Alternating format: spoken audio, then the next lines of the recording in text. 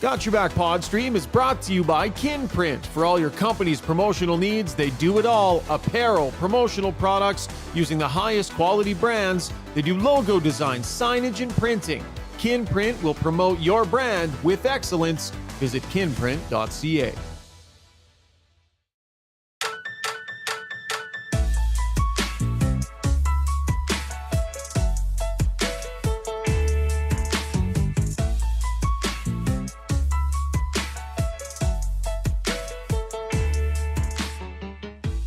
What's going on, folks? How was the weekend?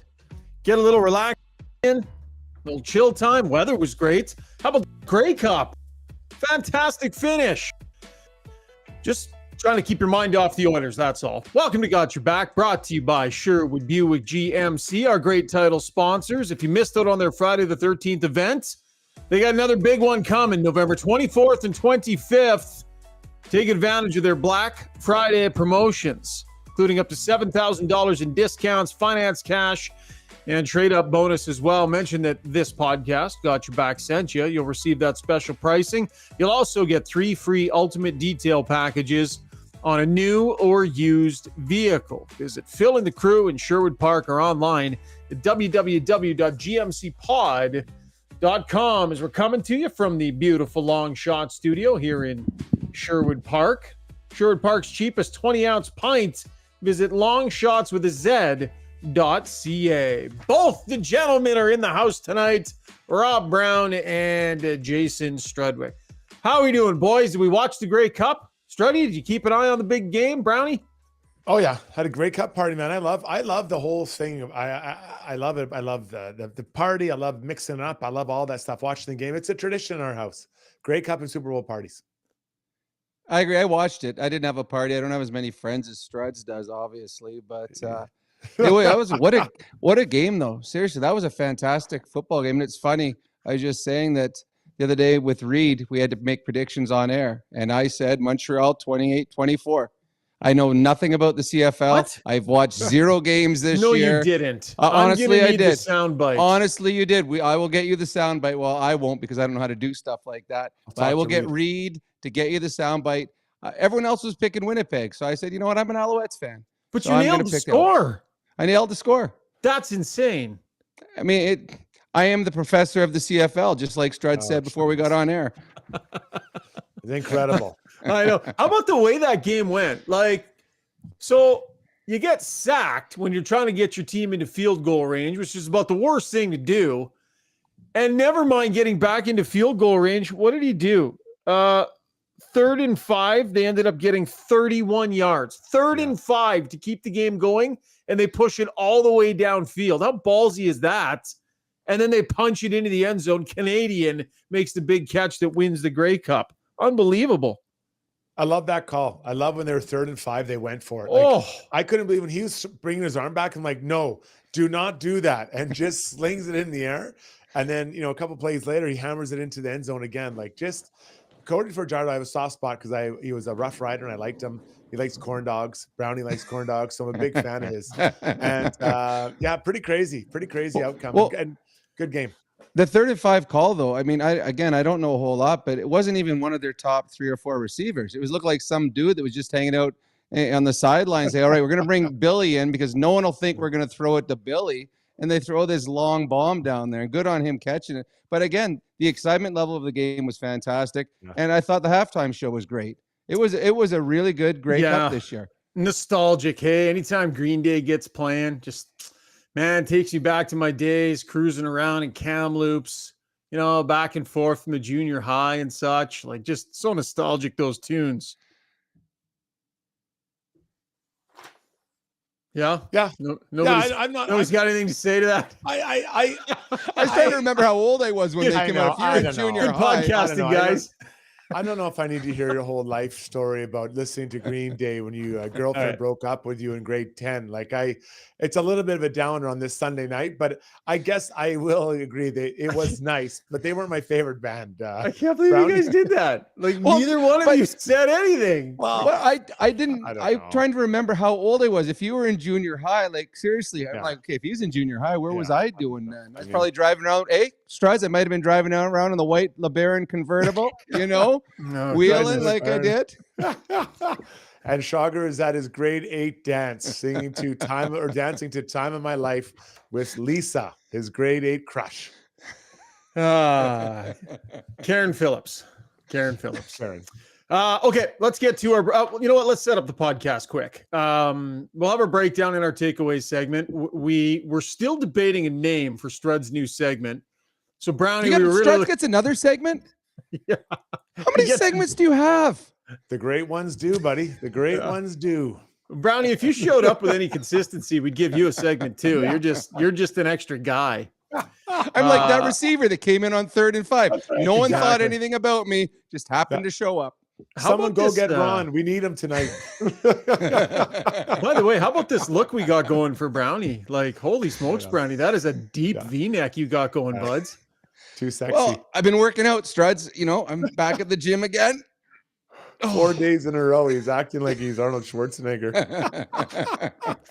We'll have Strudy's World and Ask Us Anything as well. We are live streaming on Twitter and YouTube, so thank you for joining us. And in our Ask Us Anything segment, Zuby is compiling all the best of the best. So if you got any suggestions for naming that segment of Strudy's, we'll still be taking those because I'm not sure if we got a chicken dinner yet, but no winners just yet. And we're going to take our time because we want to get it right. Let's get to the breakdown brought to you by Mr. Dirk, the iconic men's clothing store in Edmonton, founded in 1939, just off White Avenue and 102nd Street. It's beautiful, beautiful showroom, and they've got a wide selection of apparel, right? Suits, pants, belts, shoes, whatever you need to kind of elevate your wardrobe on the dress clothes side of things. And then they got lots of great casual stuff as well. So with Christmas coming, you want to get on some shopping early, get in there. I'm sure they'll have some great sales coming up over the next month or so. So go see Sterling and Dan and the great crew or visit MrDirk.com. By the way, I forgot to promo our takeaways segment. We're going to tell fight stories. I want to hear some scrap stories from your guys' days in the pro. That'll be in our next segment. So we'll take care of the Oilers here in the breakdown. Brownie, the Oilers are 5-10-1. They're in 30th place. 29th in points percentage. What is concerning you most at the moment? The big mistakes. The big mistakes were the problem at the beginning of the season. Big mistakes were the problem last year. They talked about getting them out of their game, and it's just continued. I don't have a problem with the Oilers' work ethic. I don't have a problem with most games they get as many chances or more chances than the opposition, but the ones that they're giving up are the 5-alarm ones. It's the 2-on-1 against, it's the 3-on-1 against, it's turning the puck over in your own zone when you have nobody on you. The Oilers continually make big mistakes and giving teams that struggle to score goals, giving them easy opportunities. Teams don't have to earn their best chances against the Oilers. The Oilers have given them those chances. So for me, it's the big mistakes that the Oilers continue to do, and they're all mental. And that's the hard part to figure out. Is it's not like they're being outskilled; they're just making mental mistakes. Yeah, I'll chime in off of his and the big mistakes, and I'll take it a little step further. Just the number of goals they give up. The last game, as an example, they were winning 2-1 and 3-2 at the end of the first and the second, and they find a way to lose that game. Right? That's a team that is trying to get back into the playoffs, but a team that feels like, and many people spoke of them being potential Stanley Cup contestants this year. You got to be able to knock that down. It's not like Tampa has been just destroying the league. So I think for me, it's a goals against guys that is just really kind of alarming. And what Brown, to follow what Brownie talks about, there are just too many that are just gifted still at this stage of the year. So you got 3.81 goals against per game. That's 30th in the league, which, I mean, man. For a team that wanted to be better defensively, it's just been so ugly. 2.94 goals for per game. 22nd, which is unfathomable for this group and the amount of offense that they're supposed to be able to produce. So you would assume that the offense is more fixable than the defensive problems because by nature they're more offensive a team. But Brownie, like the stars, Connor McDavid's got 2 goals in his last 11 games played. Leon Draisaitl's got no power play goals in his last 13. Like, these are mind-numbing offensive stats. So I guess what I'm asking is, if they don't get back to being who they are offensively, does it even matter whether they figure anything out defensively or not? Because this team, it runs and guns with high octane offense. They are not defending their way to a championship, and this ain't even close offensively either. Well, that's the problem. This was supposed to be a team that was supposed to defend better. That was supposed to understand how to win a 2-1 hockey game, a 3-2 hockey game. So that the nights where you have 47 shots on net, yet the goalie on the other end stands on his head, well, okay, we're not going to score 6 tonight, but we're going to score 3 on that goalie and win 3-2. The Oilers can survive with Connor and Leon going into slumps if they play better defensively. Great examples last game is just the Bouchard twice. He pinches in spots he shouldn't pinch. Those plays have to be taken out of the game. Evan Bouchard's got incredible talent, but defensively he's making these mistakes that are ending up in the back of the net. As for Leon and Connor, Leon's stats aren't horrible. If you look at what he's got on the season, I think he's in the top 10 now in scoring or something close to it. It's not horrible. But Connor McDavid is under a point a game, and he's 5th or 6th on the team in scoring. That is shocking. Of everything that's happened with the Oilers this year, whether it's Campbell struggling with the amount of goals they're giving up or lack of goals scoring, to me, Connor McDavid's start to the season and the fact that the puck isn't finding the back of the net is the most startling of anything that's happened with Edmonton this year. Draisaitl's 18th, by the way, Brownie. Okay. Yeah. I think that when you're 100% right, Brownie, everything you're talking about. But what I think is if you can defend harder and bring that goals against down, it buys your offensive players time to find their game. Because you're not asking one guy to be better defensively. The whole team can be better defensively. Whereas on the offense, Connor not being what we've seen in the past, it's just one guy, right? It's one guy that has to do it. So I think when you look at defensively, they can all tighten up, and that buys you the time. So I think that I would be looking at the defensive side of the puck because it's not one guy. It's the entire team that can tighten. Man, they got a long way to go, like 7 points out. And they were roughly there before that. What were they, 8 points out before their 3-game winning streak? They win 3 in a row and they're 7 points out. Like it takes a long time to dig out when you start the way that they have. It's going to take the power play as well. Their power play is 0 for 8 in the last couple of games. They're 13th place in the league. They've fallen to at 19.3%. It's devastating for this team to have such a pedestrian power play in a year where they're struggling as much as they are. Pretty unreal. On the road today, Chris Knobloch, as we get to our Weiss Johnson soundbox, was asked about the power play. Made mention of the fact that last game, the first 2 power plays did everything but score. How good were they? And kind of you get the sense from him that it's a matter of time here, you'd have to assume. And after those first 2, I think there was some frustration where we did all this and didn't score, so now I got to do it even more. And I think that's where the breakdown happened. But whether it's 5-on-5 or the power play, they'll figure it out. And there's always times where it's not always going to go easy. It's not going to be go smoothly, but they're just so good that it'll get figured out. Brownie, what do you think of that? Well, I do believe it will get figured out. This group is the same group that set records last year. Eventually, the pucks will start going in. I have seen something with this group this year that I hadn't seen in the past, that when things don't go well, they do get frustrated. And what most great players do when things don't go well, they try to take it upon themselves. And I think we're seeing that on the power play with Connor and Leon now trying to do a little too much individually, and it's not working. And it's not because they're being selfish. They're just thinking, okay, I've got to fix this. We didn't score 2 goals. We need one on this one here. Or we didn't score on the first 2 power plays. We need to score here. I'm going to make it happen. And sometimes that just makes it worse. So I think the frustration that Knobloch just talked about is in all of their players. And sometimes they just take it on too much themselves. And then it makes things worse. As you saw, the last couple of power plays didn't even get a sniff. What do you think, Struds? Yeah, I'm with you. I think that the problem is that they will turn it around. There's no doubt. These guys are too talented. They don't have a ton of time, right? Rishaug just talked about being 7 points out, and you don't have to make it all back up in 1 month, but you've got to kind of keep pushing your back way and getting your way back in, because if you get to after Christmas and you're still 7 points out, that's a long road. You get within 4, 3, 2 points, you're feeling pretty good about yourself. So I think that it's a time factor, right? And how do you get that going sooner? for the Oilers. Heading over to the Weiss Johnson YouTube mentions here, and we'll do more in our Ask Us Anything segment. Trizent says, respectfully, I feel you, media, were preaching accountability for Bouchard and others. Highly critical of Jay for not benching Bouchard after screw-ups, saying it's how Bouchard will learn and change, improve. Why is that narrative dropped? It can't be because of a new coach. If that accountability is best for players, then it needs to happen regardless of who is coaching. Great pod, the best pod. Thank you, Trizent. And first time I've seen you here on the stream, so much appreciated. Has there been an opportunity you think that was realistic for him to sit Bouchard down, like in the wake of those two mistakes? I didn't view that in quite the same way. Brownie, what did you think? Well, they were big mistakes, and they were things that he can't do. And we saw how it ended up in the back of the net. The problem with the new coach coming in, he can't start looking at things that you did before he got there and say, well, Bouchard made these two mistakes. And I remember earlier in the year, I wasn't here, but I heard that he made these mistakes. When Knobloch came in, everyone gets a fresh start. Clean so slate.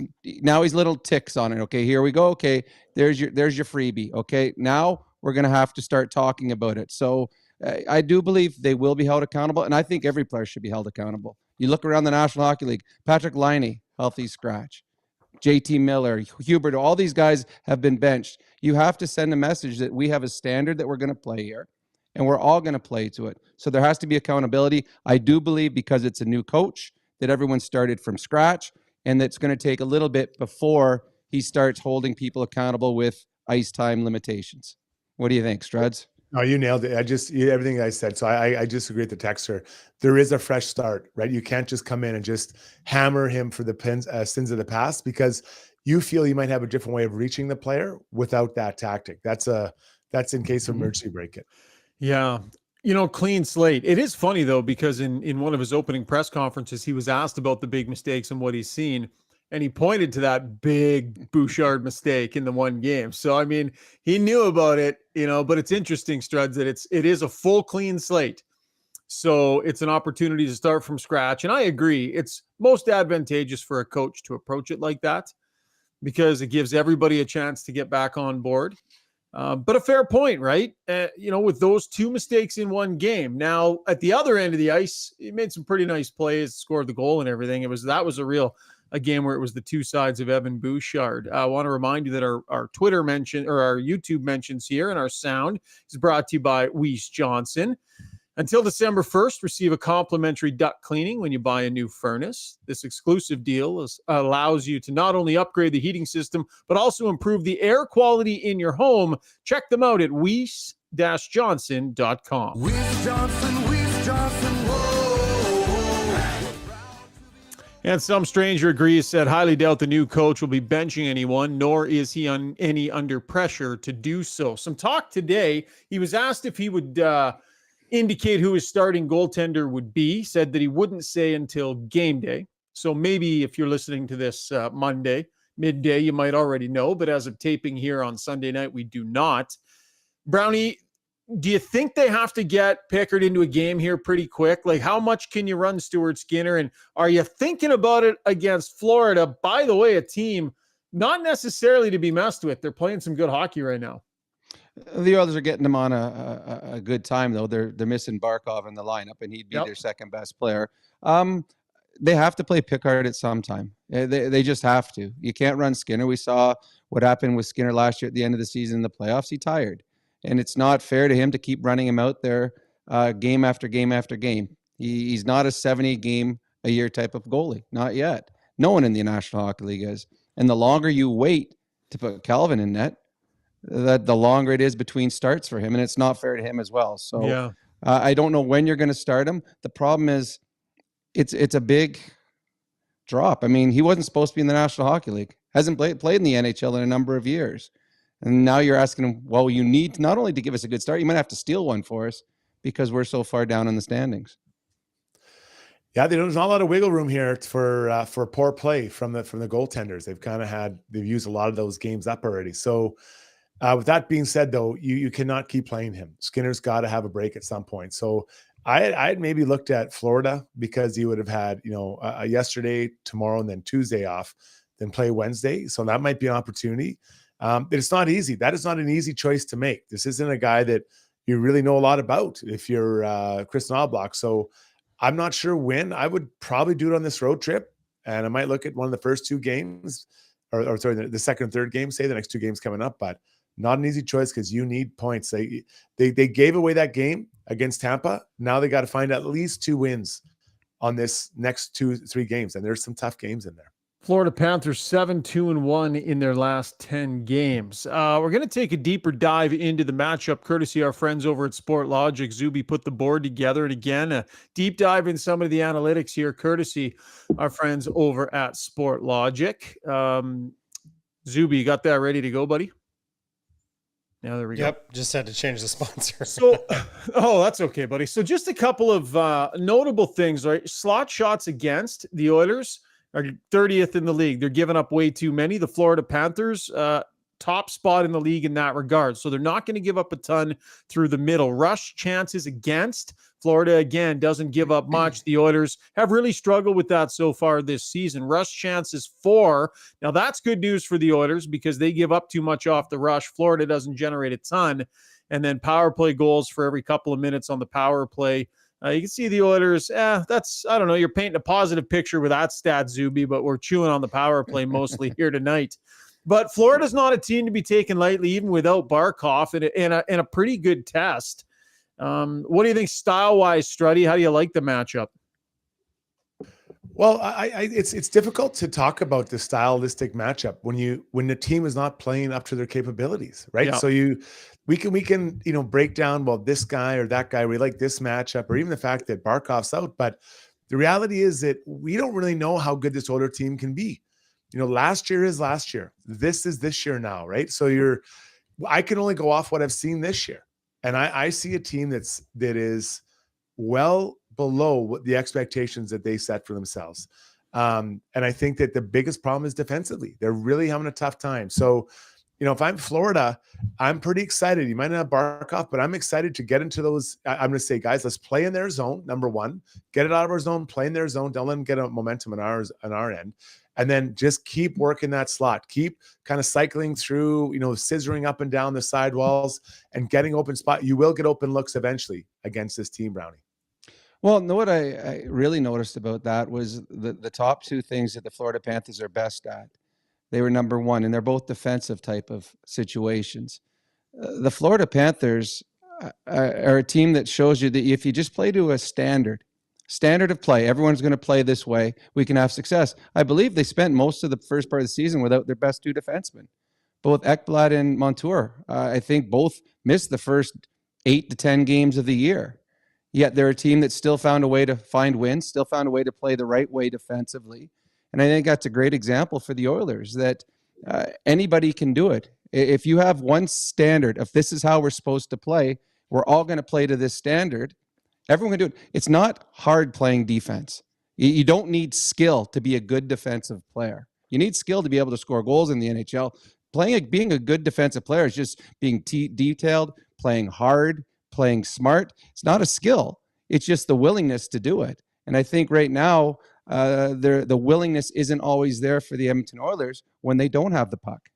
I just want to jump in. Objection to his comment that you don't need skill to be a good defensive player. I just want that noted in the record. Continue, guys. I would like you to explain what scissoring your way up and down the wall means. I was thrown off by that one. Brownie, did you know what Strudy meant there when he said scissoring his way up and down the wall? No, but a lot of the times I don't listen to Strud, so you know it. Don't even pretend. Oh, you mean like in the offensive zone? Yes, that's what I was talking about. Oh, I know what he means. He means the forward coming up with the puck, the defenseman going behind him, and you drop the puck to him, and then the defenseman takes the puck down low. Correct? So that's an inside hockey term. I haven't ever heard that, but clearly. Actually, it's funny when we used to play against Struds. He used to yell it all the time. Scissor. Scissor move. No, it's a well-known term, and not to be name dropping around here. Watch your toes. I'm name dropping, but it's so what it does is when a forward brings the puck up the wall and the D-man jumps in behind him against the wall, it creates confusion because now the defenders aren't sure. Do I stay with my winger that's going up high now as a D-man, or do I take the D-man coming off the blue line? And usually it creates at least I believe a 2-on-1 off of there. Well, actually, many points. McDavid and That's Ekblad do it very well together. Ekblad's very good at scissoring, Struds. Scissoring, yeah. That's a Yes, good he's point. very good at it. Scissoring. Yep. All right. Good stuff. We have learned something every podcast. You definitely can't say you don't. By the way, Rob Brown's appearances, although his hat is still backwards, brought to you by Kinprint, helping you find creative ways to promote your brand. High quality apparel with top of the line brands. Visit kinprint.ca. When we come back after a short break, I asked the guys to bring a fight story to the table tonight for our takeaways segment. So let's get scrappy after a short break. Hey everyone, it's Kelly here from United Sport and Cycle. Christmas is just around the corner and we've got everything you need for the athlete and sports fan on your list. With over 30 different sports under one roof, including hockey, bikes, ball, and our amazing fan shop, United is your one-stop shop for everything sport. Don't know what to buy? A United gift card is always a fan favorite. United Sport and Cycle, your Santa's workshop for over 95 years.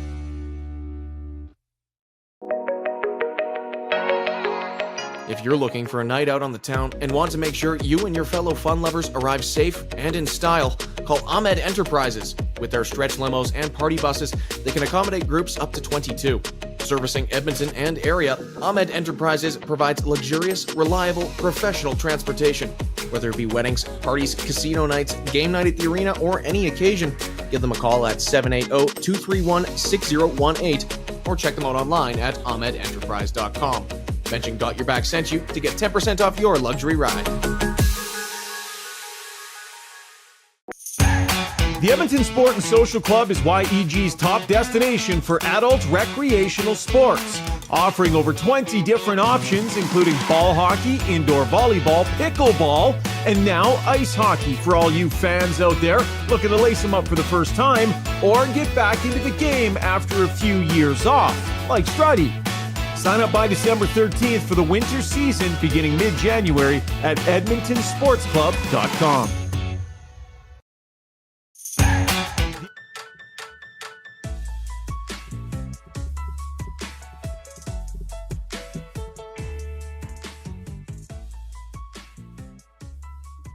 And I have my mic muted again. Goodness sakes. Time now for takeaways, brought to you by Redefined Health. They specialize in total body and mind wellness, from chiropractic and massage care treatments to acupuncture, soft tissue therapy, nutrition, even an on-site registered psychologist. Yes, Redefined Health is there to help you get well and stay healthy for a lifetime. Go see Dr. Tyler Fix, best name in the business, redefinedhealth.com. Approximation, Struds, how many career scraps did you have, buddy? It was exactly 100, not counting exhibition games. Someone counted up for me. Yeah, 100. That is a respectable number. Like, that is a lot of face punching. Yeah. Well, yeah. My hands are in great shape, so I wasn't punching much. And it explains something about your face. Brownie, what'd you end up with? I think I had 15 in the NHL and then a couple in the minors. I tried not to fight down there. I wasn't paid enough to get beat up. So in the NHL, I think there's 15 times players wanted to beat me up. Yeah. How many? What do you think your record was overall, Brownie? Like, if it was 15 scraps, what was your win-loss? What do you think? I lost 2 decisively. There's very decisively. And there's probably about 5 or 6 that were draws. I won. I beat Everett Sanapa. I beat Ray Ferraro. Had a really good one with Ray Ferraro. Oh, yeah. Beat one of the Broughtons. I think it was Aaron Broughton. So, I mean, when I beat them, I mean, they weren't laid out in blood everywhere. I just counted my punches as being harder than theirs. So I'm texting Ray right now to ask if you. I did. I actually fought. won Me and that Ray and fight. I fought long time ago. There's actually that one. My son found it on YouTube and sent it to me. So I've got that one. I had one with Glenn Wesley. My son sent it to me. He finds all these things on air that I can never find. I'm checking this. I'm fact checking this. Okay. Struds, I'll what do you be think? right What was here your if you need me. percentage? What was your percentage, buddy? Wins? I don't know. I don't know. I don't know that I really beat anybody up. I got beat up a couple times, but I think there's a whole lot of draws in there. You know, just it looked pretty good. I don't know. Maybe I won 10, lost 10, and had 80 ties.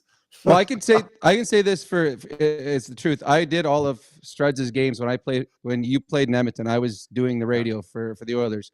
You did not lose a single fight with the Edmonton Oilers. I can say that 100% certainty. Yeah. There might have been a few draws, but there was 0 losses. Yeah. Yeah, there might have been it, but like when I fought, it was kind of like when Rob Brown did yoga. He was just fighting the whole mat. Like it was just there's a lot going on, but nothing really getting done. That's awesome. And hey, can I interject for a second? Yeah. Just by total fluke, the other day on YouTube, Struds, I saw your fight against Paul Bissonnette as an Oiler. Oh, nice. That's a good fight, and that was a. Yeah. If people want to check that out, Google that one. It's a good fight. Yeah, he was tough. He actually, I didn't think he was that tough. I was surprised. And that was always scary. I fought Chris Webber one time or Shea Weber. And he, I didn't know what he was doing. He fought me. I was in the water. I'm like, what is going on? And he actually surprised me how tough he was. So you have about 5-10 seconds like, oh man, this guy can actually fight. And then you get going. And then he's like, oh man, this guy can fight as well. And then he wants to stop it. Right. So it's always one of those times. If my fights lasted longer than 10 seconds, someone did something wrong because I didn't want to last longer than 10 seconds. And that's how I wanted it to last long. Like I thought it was kind of like riding a bull. If I could get past the first 7 to 8, 9 seconds, I had the advantage because I felt I was in better shape. My arms are longer. So I liked the longer ones, but I was just trying not to get killed in the first, 5 punches. Boys, I think we got a special guest here. Razor, you got me, pal? Who is it? I do. Yeah. So Brownie's telling tales out of school here, buddy. He said that he said he beat you up. I did not say I beat you up. I said that it was a fight that I would call a win on my side. And I did say my wins were not involving blood or anyone getting knocked out. I just landed a few punches more than the other guy. What do you got, Ray? Brownie, I don't know that I would dispute that, but I would say I was just listening to Strudy saying he liked the long fights, and you were saying like if it's longer than 10 seconds, like that was something's gone wrong.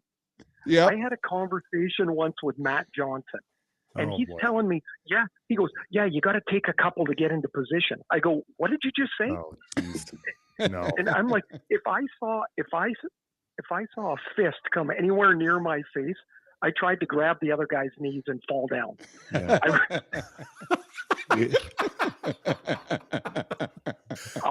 Brownie and I's pillow fight was at dead center in the igloo.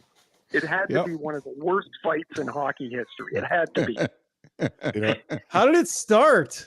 Like, who was the aggressor in that match? Both Ray and I are both very mouthy, and eventually we called each other's bluff, I guess.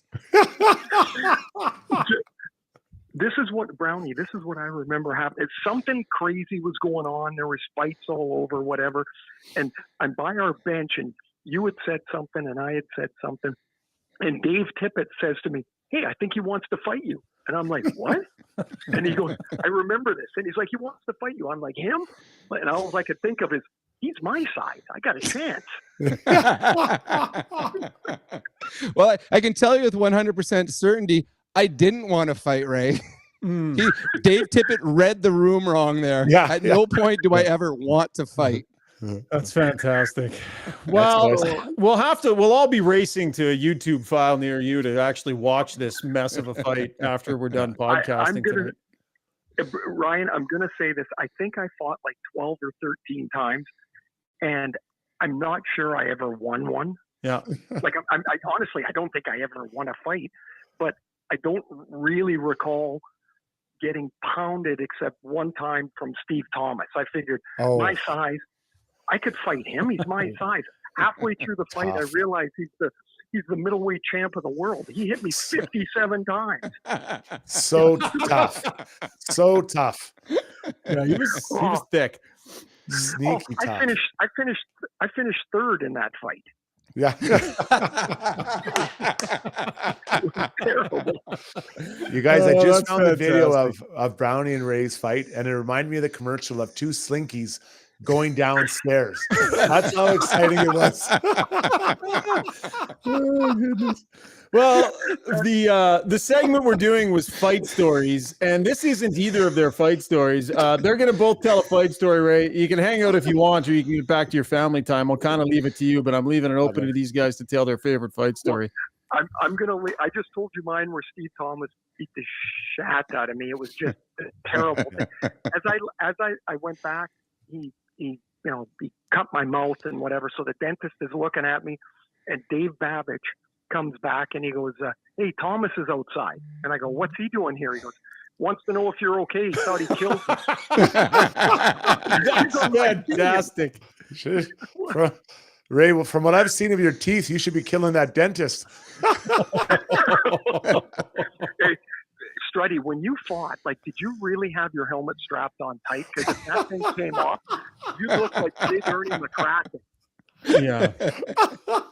No, Struds was the only guy people thought they hoped his helmet didn't come off because his cranium is thicker than his helmet. That helmet hits the ground. It's like a garbage can hitting the ice. He stitched it to my head so it wouldn't come off. That's amazing. Ray, thanks for checking in, my man. Much appreciated on short notice. We'll let you get back to the kids. Hey, you bet. You guys have a great one. All right, cheers, pal. All right, the great Ray Ferraro. Brownie, I couldn't let you go totally unchecked. I will call your bullshit out. I was honest. I said that I won the fight. That's all I Right, said. right. I didn't say I left him in a pool of blood.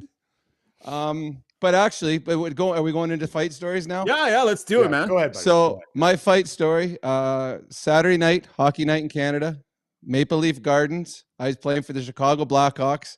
I think Sutter was the coach. So for me to play, I had to be mouthy and run around and be stupid. And I was as much as I could at my size.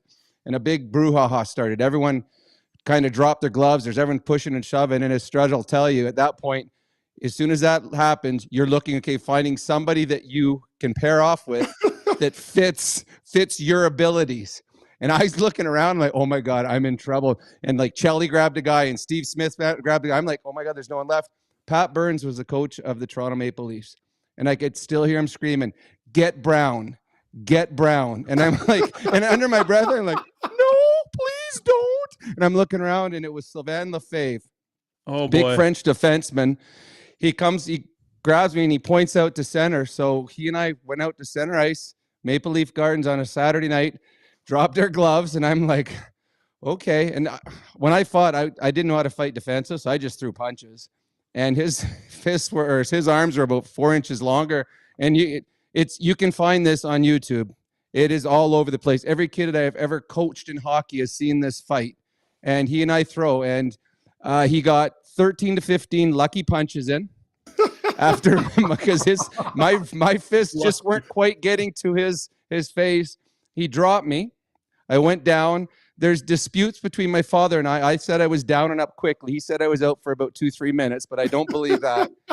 So then I had to leave the ice, and I'm in the dressing room because we all got kicked off the ice. And in the old Maple Leaf Gardens, they had this little teeny TV kind of monitor, and they're replaying the fight, and I'm watching this thing.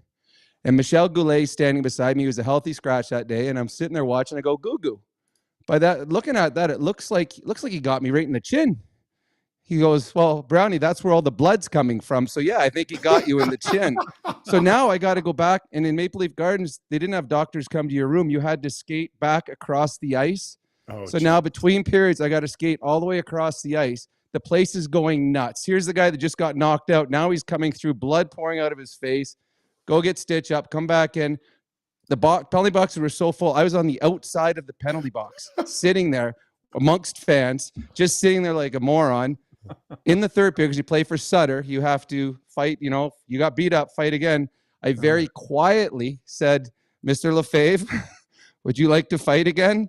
He looked at me, said no, and I'm like, thank God. I'm going to get knocked out twice on Hockey Night in Canada. But yeah, that's my story. And Joe something was the play-by-play guy for the Toronto Maple Leafs. And there's a website called Down Goes Brown, because that's what he kept screaming as I got knocked out. Down goes Brown.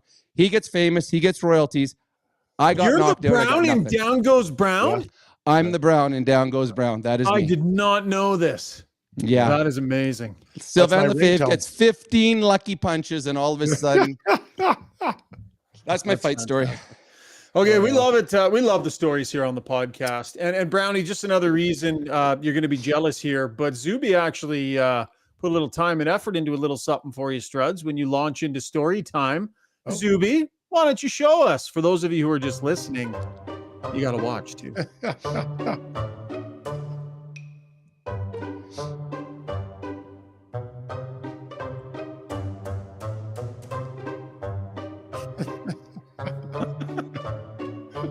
Jeez. Well done, Zuby. Hey, the production Zuby. value on this podcast, It's very nice. the money I am spending to make all of this stuff happen, something else. Zuby, you've outdone yourself, my friend. Struddy, give us your story, pal. Well, first off, I think I better be nicer to Zuby in our group chat. Yeah. Yeah, so I was a slow learner to fight. I didn't fight much in junior, and I get to the minors. I'm like, I got to learn how to fight. So 20 years old, and I'm learning to fight. And it's not going well. Like my first year, I had 23 fights. I lost them all except for one. I fought a smaller guy, a hobbit, and we got a tie. But me, halfway through the season, we're playing, and we played in our place in Worcester. And this guy, the visiting team had to skate through our zone to get off the ice. So it was myself and this guy, Jason Widmer, and it was Eric Cairns and this guy, Ryan Vandenbush, two really tough guys for Binghamton. And as they're skating off the ice, one of them shoots the puck at the net. I think it's Eric Cairns. So I go and fish it out. And as Cairns is walking off, and Cairns is 6'7", probably 250 pounds, I shoot the puck as hard as I can, hits him in the back of the leg, down the tunnel. And that was like shooting a dart at a grizzly bear. He turns around and he's losing his mind. He's like, "You are dead." I'm like, "Come and get it. Come and get it." Like, I'm just losing my mind, right? And as soon as he turns around, I'm like, "Oh my God, what have I done?" And my buddy gets over to Widmer. He's like, "What'd you do?" I'm like, "I don't know. I just reacted. I snapped." So anyway, so we wait a long time before we walk, because we have got to walk by their room. Eventually we walk by the room. I can hear him yelling like, "You're dead, Strudwick. You're dead." I'm like, "Come and get it. Come and get it." But I'm just crapping my pants. So anyway, so we go into the dressing room like, "Hey, Widmer's my buddy." He's like, "Don't worry. You're a D-man. He's a D-man. There's no way you're going to run into each other this game. Just change quickly and don't run into him." Like, perfect, because I'm going to get beat up. Not a second later, our head coach walks in. He's like, "Hey, one of our players can't play. You're left wing tonight." I'm like, "What? Left wing? I don't want to play." Like, "Not tonight, not tonight." So now it's inevitable. So we get going and we get out there. Eventually we hook up. And he's like, he's like, I'm going to kill you. So I'm like, "All right, so let's do this." So we drop the glove and he strings me out. And that means like on the end of his hand. And he is just pounding me. And I'm trying to get out of the way, but I can't do it. I'm dodging. I'm all hell's breaking loose. I'm not even trying to throw a punch. I'm just trying to stay out of the way. Eventually he gets tired and we go to the penalty box. I take my helmet off and the top is cracked. My helmet's cracked. And he's losing. He's like, "We're going 3 times tonight. We're going 3 times tonight." I'm like, "You better believe it. We better believe it. Let's go again." Like, still the hero, right? But my shorts are now full of turds. I'm just done. So I'm like, "Oh my God, I got to fight this guy again." Then all of a sudden he's like, "Hey, Strudwick, bad news." I'm like, "What?" He's like, My hand's cut up. I can't fight anymore today." I'm like, "Another time then." And I'm like, "Yes, Brain check. I was so happy. I get back to the bench. I'm the happiest guy. And like, Widmer's like, "Why are you so happy?" I'm like, "He hurt his hand. He can't fight anymore." That's awesome. That's a beauty, Struds. Although I am going to throw a big flag at you. You know why I'm going to throw a flag at you? Why? You just told that story on the Hangout on Edmonton Sports Talk. I know. What's on my mind? It's on my mind. I thought maybe you would have come up with a fresh story for your own podcast.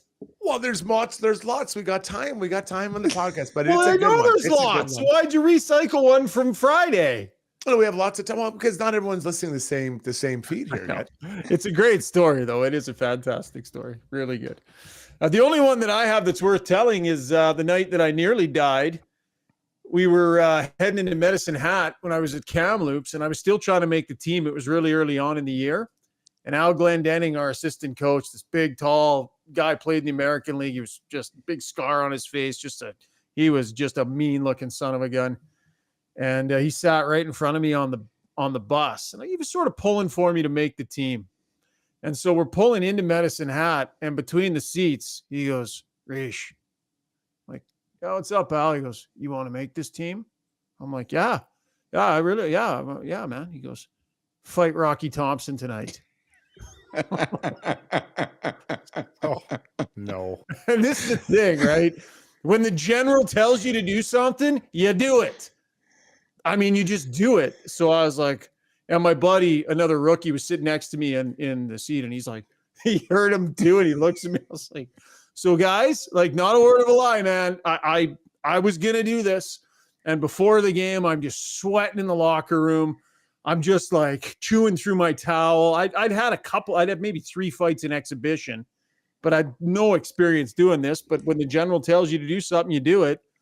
So first period, didn't have any shifts against him. Thank God. Second period, he drops the gloves with our 6'6" scrapper, Rob Skurlak. And they started in front of our bench and went all the way behind the net and up to the far blue line. That's how long the fight went. And Skurly won a lot of scraps in his day. Didn't win that one. And by the time it was done, Rocky Thompson, all of his top gear was off. Oh, yeah. His hands were like bloody. And he comes and Skurly was, he took a few pretty good ones. And Thompson comes skating past our bench. That crazy hair and those wild eyes. No, nothing on top. And he just goes, like this, right at our whole bench. And I'm sitting there, I'm like, kick him out. That's 5 in a game. So get this guy out of here, right? So thank goodness he gets 5 in a 10. And my next shift, I jumped over the boards. The first guy I saw, I got into a scrap with. Some 17-year-old beat me up. And then I was good for the night. But it was the night I nearly died. Because I swear I would have done it. Like, I would have done it. It would have been awful. But I fought him in junior too, and he was tough. And that was my first fight ever. And second fight, I guess. Much respect, man. Much respect. Not the place to go. It actually didn't go too bad, but that's a bad place to start. Tough place to start. Yikes. All right, that was Takeaways, brought to you by Redefined Health. Short break. When we come back, Around the Horn? Around the Horn? We'll come up with a new name. Short break. Strudy's new segment, Brownie. You get to hear it for the first time coming up. Winter is upon us, so why not make the best of it? Marmot Basin Ski Resort is where it's at. Ski half price every day, no blackout periods. Pick up your escape card for $99 and make winter fun more affordable. Half the price, all the powder. Get yours at www.skimarmot.com.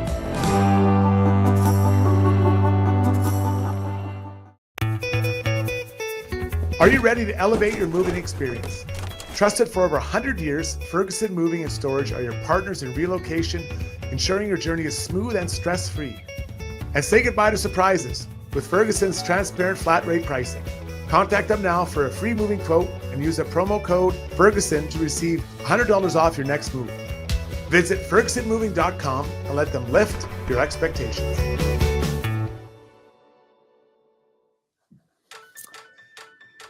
Wow, that was tons of fun. Love story time here on the podcast. Look forward to doing some more of that. Welcome back to the pod. Time for our new segment. Okay, new potential names here, Strudy. We got a couple more entries. A few of these were mine. We think you're going to pick 2 topics a night to dig into from around the league. So I had 2-point convo in there. 2-point conversation, 2-point convo. I don't know. That one wasn't great. Brownie, if you have any suggestions, Brownie shaking his head. If you have any suggestions, Brownie, Brownie wants it to be called sprinkling the infield. How about Brownie's banter? He's taking ownership. I love it. How about down with Brown? You know what? You get knocked out once in Hockey Night in Canada. Wow. Yeah. Getting down with Brown. Well, when you're on the pod more often, we will design a segment specifically around you, Brownie. But for now, we'll keep calling it Around the Horn. We'll come up with something better. Strudy, brought to you by Backscape. Bid farewell to unwanted back hair by yourself in just 5 minutes with the fastest growing male grooming tool on the planet. With Backscape's water-resistant rechargeable long-handled shave stick, you can shave independently in any direction with no cuts, scrapes, bumps, or mess. Named the superhero of razors, let Backscape have your take your back and tame that wild mane. Visit backscape.com. That's BAKscape.com and choose from a variety of packages delivered right to your door. So, Brownie, when Struds did that first ad read, you didn't hear it, but he might have alluded to one of us on the pod who could probably use that. Oh no, it's clean, baby. It's clean.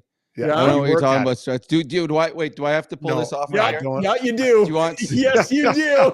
Yeah, Backscape will love it. Do it for the sponsors, Brownie. Take your shirt off. Nobody wants my shirt off. I need a few more gyms, a few more days at the gym, Struts, and then I'm there. 2 more weeks, you're all set. 2 more weeks. Actually, I had them delivered yesterday, and I actually had a chance to try one out today. It's pretty cool. Like, and I'm not too proud to say, yeah, I could do a little bit of, shave the back a little here and there. It actually worked pretty good, and you get the shaving gel and everything, and it was all, worked really smooth. The handle is great. So yeah, pretty cool. And we're happy to have Backscape on board here on the pod. Strudy, what is on your mind tonight, topics wise, my friend? Well, let's start in Columbus with the Columbus Blue Jackets. This team, they made some offseason moves trying to add some depth on defense. Obviously, Johnny Gaudreau in the past. And with all that, they haven't dealt at all with the center position. So guess what? They put Patrick Laine at center, a guy who doesn't really have a big work rate, I don't think, play a great defensive game. I think that's one of the reasons that it maybe didn't work for him in Winnipeg. He is only 25 years old, but today, healthy scratched. Columbus finds themselves without a top center, and he was healthy scratched today. In 9 games, he has 2 goals and 1 assist. You want to know why? It's because he's a winger. He's not a centerman. They've got Boone Jenner, they got Fantilli, they got Cole Sillinger. Corrali plays a little bit of forward, or plays a little bit of center, I should say. Ken Johnson, another guy they have, but I believe he's in the minors. They don't solve the biggest issue. So whose fault is this? Is this Lining's? I guess a little bit, but he's not a center. Is it the coaches? Not really. He's trying to play someone out of position like they did when they tried to put Hall at center. It's on the GM. On Jarmo Kekalainen, guys, that's the problem. Brownie, is it easy to go from wing to center? No, it's easy to go from center to wing. It's right. You see the game differently than as you said. Liney's not that kind of player. Liney's a guy that get me the puck in the right spot and I'll score every time. Liney's the type of guy that, okay, my job on my own end, it'll be the defenseman. Don't give me any other things to think about. I only want to think about that. And now all of a sudden he's got all these other things to think about. It is an absolute, dumpster fire in Columbus. I mean, they got Liney, who they're healthy scratch, and this guy's was going to be a superstar in this league. They got Johnny Gaudreau. They won the sweepstakes. He's got 2 goals and 6 or something like that on the season. He's been benched in games. They hire Mike Babcock. Hey, that's going to work out well because it hasn't failed elsewhere. I mean, it's an absolute dumpster fire in Columbus. I honestly, I think they've got to move on from the general manager there 100%. Because it's absolutely, like, they've got 2 former superstars in the National Hockey League that have 3 points and 7 points on the season. It is a failure in Columbus because they don't have a center. Yeah, well, they've made a lot of mistakes. That's just one of them. Yes, 22 shots in 9 games played, which for a goal scorer like Patrick Laine and his time on ice, the last couple of games, he was under 13 minutes, getting destroyed in the face-off. It's just been an unmitigated disaster. Great point by you, Struds, and something to keep an eye on. What's next, buddy?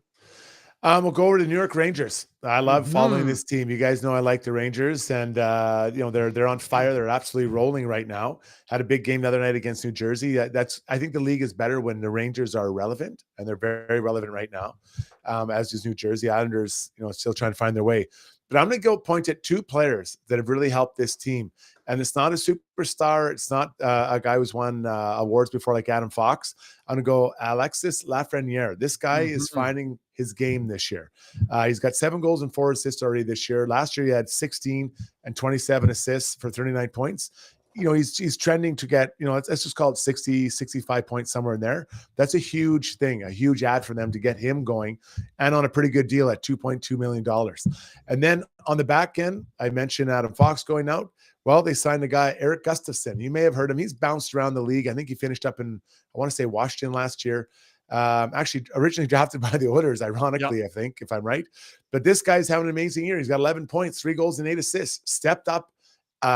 Was brought in as a depth player, stepped up and really filled the spot that would normally be played by Adam Fox. So 2 guys that are getting it done, one expected to or wanted to, the other one unexpected, but that's what you do on good teams, guys filling spots.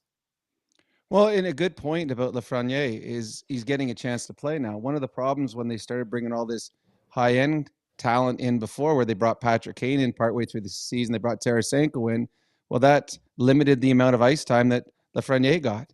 That guy was the first pick overall. He was supposed to be a star in this league, and he was put on that kid line, playing 4th line minutes for a long time. he's getting his time to shine right now. And the games that I've seen him play, he's been very good. He's talented. The Rangers are good. They're fun to watch. Great goaltender, fantastic couple defensemen in Trouba and Fox. And up front, they got a number of guys that can put the puck in the net. So you're right. The players they brought in are more, well, they brought in the Gustin, more a peripheral player, but someone that fits what they already have there, more so when they tried to stick in a Tarasenko and a Patrick Kane instead. They're 9-0-1 in their last 10 games. So they're on a heater. They've won 4 in a row here. They're not giving up a ton, right? 34 goals against in their 15 games. They've scored 52. They're third place overall in the National Hockey League right now. For Lafreniere to finally be coming around, the way to being a number 1 pick, and yes, you go to New York where you can hide a little bit, but the hockey world still pays attention. And it was going the wrong way with this player. There were talks that they were even going to potentially move him. And now here he is, Strudy. You're playing on line with Artemi Panarin. I mean, that's got to be a confidence builder right there. And we're seeing he's got 7 goals already this year. What was his career high? I think his career high so far is 19. Yeah. Yeah. Well, playing with Panarin, I mean, it helps, but it can't just be all one way. He can't just help you. When you're playing with really good players, you also have to help them in some way, right? And whether that's retrieving pucks or getting open so that he can find you, or you're supporting him what he's doing. I think that's what playing with good players is. It's not just a one-way street. So he is playing, he's delivering there, and I think that's it's incredible. It's a great story for them. But I think that we obviously got to talk about the goaltending of the Rangers is incredible. But their D, and the one guy you guys didn't mention was Keandre Miller. I love this guy. He's been quite a few nights. He's one of the leaders in their ice time. And that's with Trouba. Now, maybe with Fox out, that affects it a little bit, so I'll back off on that a bit. But a young player, Keandre Miller, good. That's a good. You build from the back out. Their D and goalies are tight, and then you look at their offensive ability. They're going to be a tough out. They could be a tough out this year. Andrew Sabian adds in, don't forget about adding Quick, just reminding us the move that was made as well. I think New York Ranger goalies, I mean, what a strength of their team, and it has been for so long. But more than anything, I think that they're intelligent, and I think they have great fashion sense. You are an absolute horrendous dresser. Is this guy blind? I hope you have a great day. I hope you have a great day. Final word of the segment goes to Henrik Lundqvist. Nice job. That was around the horn, sprinkling the infield. Sprinkling the infield. 2-point convo. Sprinkling it. No, it's not. We don't have it yet. We're still searching. So help us out. Brought to you by our good friends over at Backscape. Very short break. And then Brownie's favorite segment, Strudy's World, coming up. We'll be right back. Long Shots Golf is the destination for both golf enthusiasts and sports fans. Top-of-the-line TrackMan simulators provide a highly entertaining and accurate golf experience, while a full-service sports bar loaded with big screens and scratch kitchen make it a truly unique destination. They have locations in Sherwood Park and Edmonton. Experience the best indoor golf and sports bar in town. Visit longshots.ca. That's longshots with a Z.ca. If you own or operate a business, you know the value of a great employee. Just ask Schauger. Pathfind is here to help you find your next star player to help take your business to the next level. Pathfind can help with recruitment, career transition, leadership coaching. They truly have your whole team covered. Building you a championship caliber roster. Find your team's path forward at pathfind.ca. When you make a mistake, heads should roll. It's not right. And I'm here. Someone has to put their foot down. Now that I say it out loud, it does sound a little crazy. Gotta look good.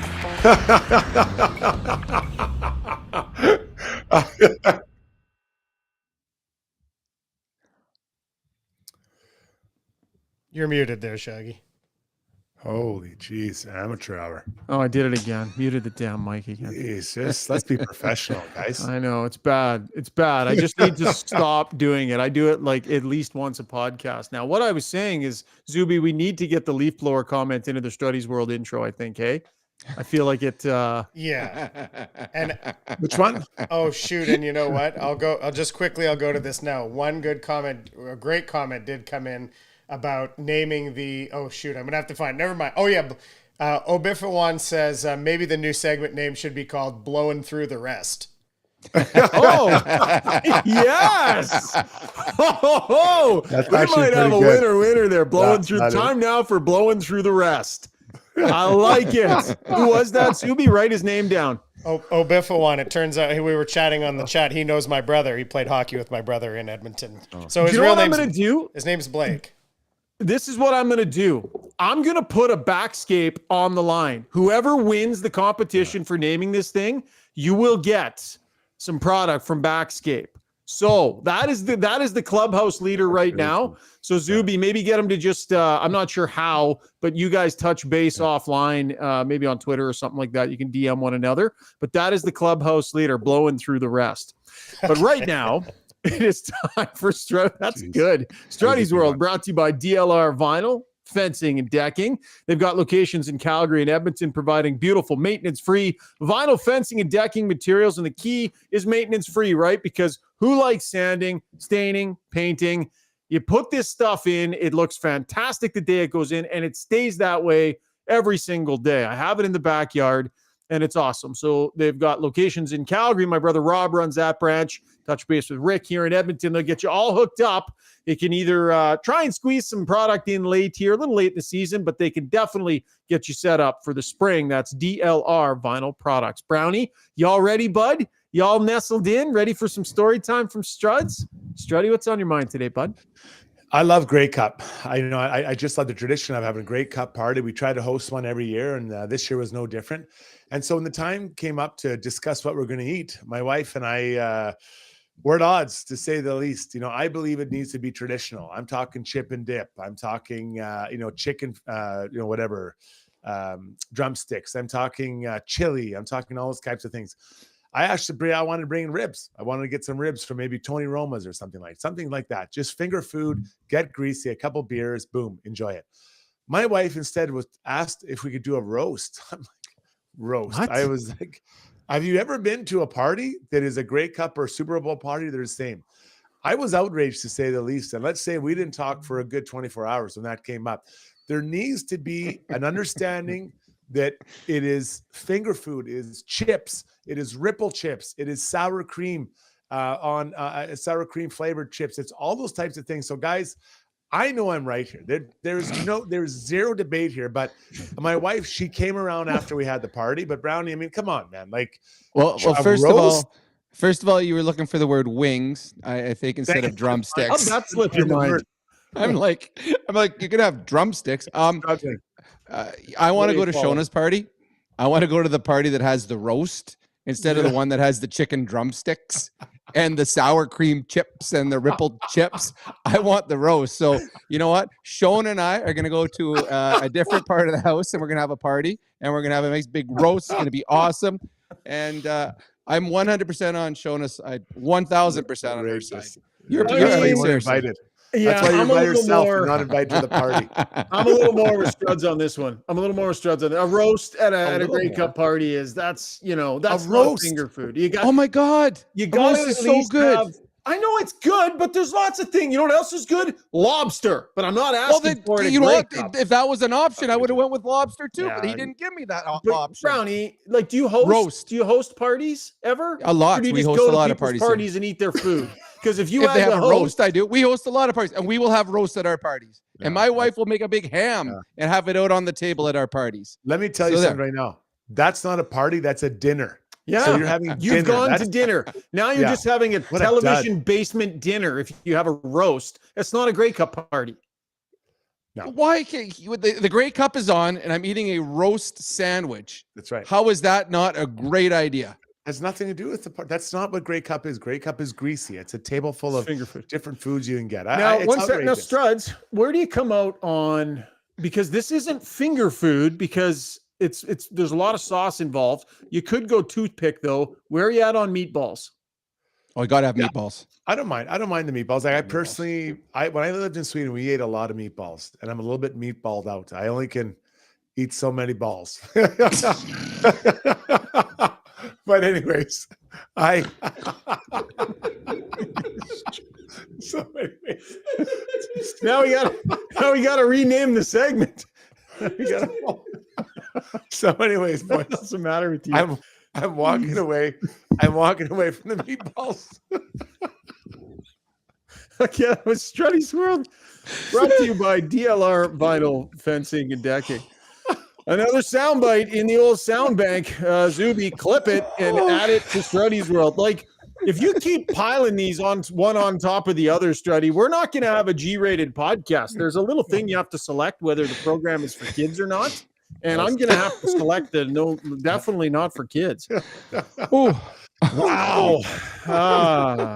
All right, time now for Ask Us Anything, brought to you by Match Eatery and Public House. Holiday gifting just got better at Match. Purchase a $50 gift card, receive a bonus $10 card and 2 Match-branded beer sleeves. Gift cards are available in the restaurant at matchpub.com. Match Pub, your ice district dining destination. Zuby, how's the mood on the stream tonight, bud? Well, I think the overall, level of fun and on the show has really helped the stream. I don't know if you saw the very first comment on the stream before we even started tonight was from Dr. Gonzo, who said, "Someone please whisper in my ear that it's all going to be okay." That was the very first thing on the stream tonight. I would say the mood has largely improved since then, but that made me laugh that he came out of the gates like that. So I'm going to sit back here. Struds, Brownie, you guys chime in on the comments. Give it like 5-10 seconds each, and let's go rapid fire. All right, Struds, you start all of them off. Okay, and I got my whistle. Hang on, Ryan. I want you in on this one because this is a one giving an answer. So Kay said, "My confidence in this team making the playoffs is like 20% right now." And I thought about that. I actually put a poll up. We'll get to that in a second. But from you guys each a number, what's your confidence level that the Oilers make the playoffs this year? 50%. I'm going to say 60. I'm going to say 60. I think it's better than 50-50 still. They're so much better than what they're doing right now. I'm going to say 100. I said they're going to make the playoffs at the beginning of the season. I don't think you should be allowed to change. 100%. Wow. Okay, so I did a poll. You're only allowed to put 4 options in. So I started at 8. There was 98 votes on the poll. 80 to 100. We had 13% of the folks said that. 60 to 80, 25%. 20 to 60. That's a bigger gap. That's how I had to do it. But that's 50% of the vote. So most people in that 20 to 60 range, and 11% said less than 20. So the bulk of the votes in I guess in the upper portion there. So that was the response on the poll today. Okay, now let's get to the fellas here. They're 0-5-1 this stat. 0-5-1 when they get 40 plus shots on goal. The levy is going to break. That's also from Dr. Gonzo. Agree or disagree? It's got to break, right? Oh, I think it will. I think it's got to. You get that many shots on net, eventually it's going to blow open. Brownie? I think they're going to start scoring more goals. I'm not sure they're going to continue or be able to stop the goals, but yes, I do believe they'll start scoring more goals. The puck's going to find the back of the net. You guys said, sort of on the topic of accountability, there's a reset because there's a new coach. Michael Cook says, "I think this is what upsets me the most about the coaching change. I feel like they showed they can play properly under Woodcroft. And now, instead of building off that, we had to reset everybody." Brownie? Well, there's a lot of people that don't like the coaching change. You could make an argument that he shouldn't have been fired, that he did well enough here to continue to keep his job, but now there's a new coach and Knobloch's the guy, and I have faith that he can get this team playing close to the proper way.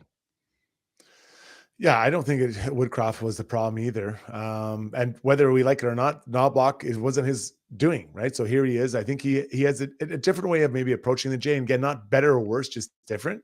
And you hope that, I think they played 2 pretty good periods the other day. They just got to learn to close them out, and not learn, just get that ability to. So I hope he can. I hope he can.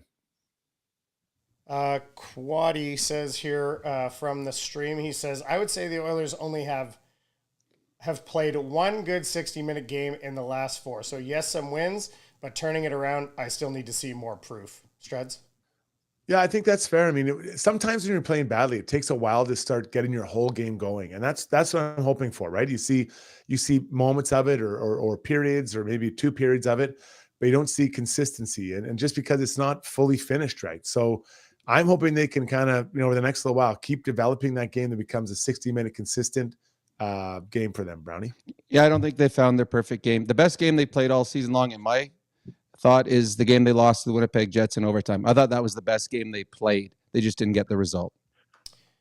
So a couple people on the stream tonight mentioning this. Elliot Friedman mentioned on their podcast that the Oilers in the goalie market and talking to Montreal about their 3 goalies, Elliott, Montembeault, and Primo. What do you guys think about who would you target? Is there a true upgrade there? I know we don't over speculate here on this show, but what are your thoughts on looking at that part of the goalie market, Brownie? Well, they've got to look everywhere. I do believe the Oilers can make the playoffs with Skinner and Calvin Pickard as their 2 goalies. I don't know if you can win a Stanley Cup with those 2 goalies. They have to improve in net. I don't know if going through the Montreal Canadiens and their goaltending situation, I'm not sure that improves you a great deal. Yeah, right. Yeah, there's a lot of question marks there. And depending on what assets you have to give out to send things out and bring guys back in, is it really that much of an upgrade? So they're in a tough spot, right? You got to make a change, but you hear what it might take to get a UC Soros, which seems like everything you're giving up to get him. Is it worth it, right? And you still have other holes to fill. So I think Ken Hall and the management group are in a very tough spot with the start that Campbell's had to the year. I'll chime in on that one real quick. Jake Allen has a no trade. And Jake Allen. I said Brian Elliott. Jake Allen. My bad. No problem. Yeah.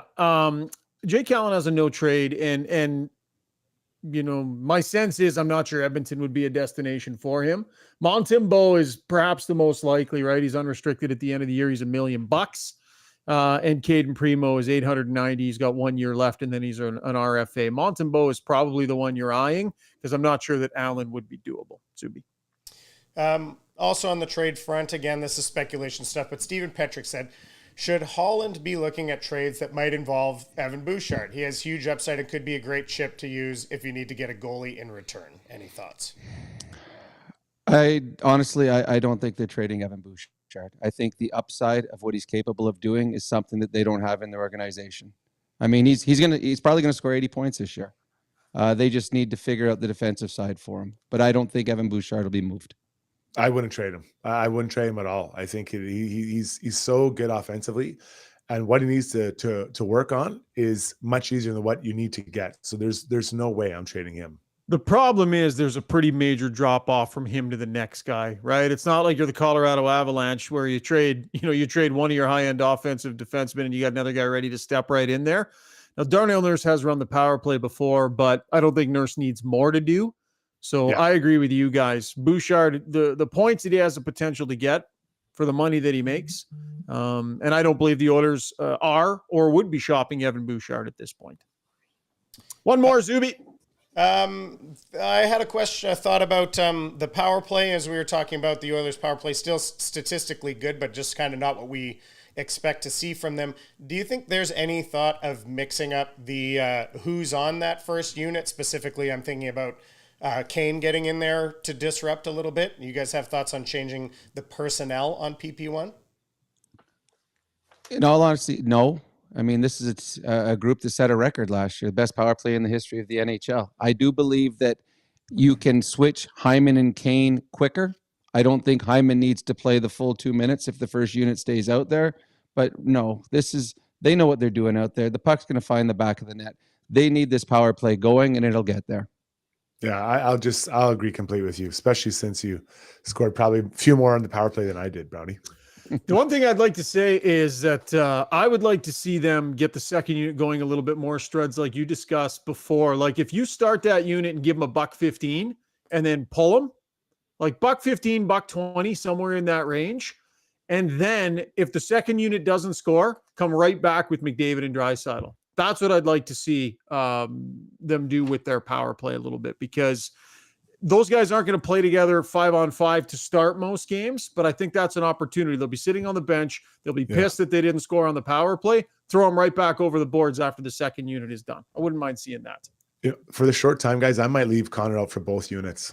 You got to get this guy going. I just think that I might, and it goes against what I said earlier, like months ago, but I think I might leave him out there for full both. Well, and because of that too, I mean, he'd be taking off Ryan McLeod, who's got 0 goals and 2 assists on the season. So exactly. I'm fully good with Connor McDavid playing the full 2 minutes. They need him going, and he is off right now. Off. Yep, he's off. That was Ask Us Anything, brought to you by Match Eatery. Zuby, you got one more? Two quick comments. I didn't realize we had gone so long. We're having so much fun here tonight. But that's okay. Quaddy said, I think there should be Brownie Ferraro 2 in a barn for charity, which I thought that was a good idea. And VA also said, my favorite Strudy fight was when he speedbagged Dan Carcillo, LOL. Nice. Just a little guy. Yeah, it's not bad to fight. He's like 5'8" Struds. Picking on those. Hey, it's like fighting Rob Brown sitting on top of Ray Ferraro's shoulders. Carcillo was willing, though. He was scrappy for sure. That was Ask Us Anything. Time to wrap the podcast with our gem of the day, brought to you by Edmonton's most iconic home for everything sport, United Sport and Cycle. It's definitely your home for hockey, right? Sticks and skates, masks and pads. They can get you outfitted and ready to dominate on the ice. Go visit them in store to check out their extensive collection of gear. You can try before you buy as well, or get fitted for some new stuff. Check it all out at www.unitedsport.ca. Zuby, you can pretty much roll the music and wrap the podcast because there is little to no doubt what the gem of the night is. Brownie, you want to try and repeat the quote? I honestly don't know if I could repeat the quote. It's just something about then you'll be saying it. He's had enough balls in his mouth to last a lifetime or two or something like that. No, I've eaten enough balls, I said. So eating enough balls and balls in the mouth, how is that any different? Big difference. Oh, boy. Big difference. Because you have to understand the context. Context always matters. Bottom line, meatballs belong at a Grey Cup party, I think is the point Struds was trying to make. But once again, drove it off the road into the ditch. The car has exploded, and now we have another amazing soundbite, and we love it. Gem of the night brought to you by our good friends at United Sport and Cycle. Tons of fun, you guys. Brownie, thanks, buddy. Thanks, Struddy. It was awesome. How about Ray Ferraro making a cameo tonight to put Brownie firmly in his place? Big thanks to Ray Ferraro. He put you in your place. He admitted that I won the fight. That's you were talking big, and Ferraro came on and settled you down. That's what I heard. He's still dizzy. He's still dizzy and concussed from that fight. We'll do a post-game pod tomorrow night after the Oilers and the Florida Panthers. Big thanks to all of our sponsors, including our title sponsor, Sherwood Buick GMC. We'll talk tomorrow night, everybody. Cheers.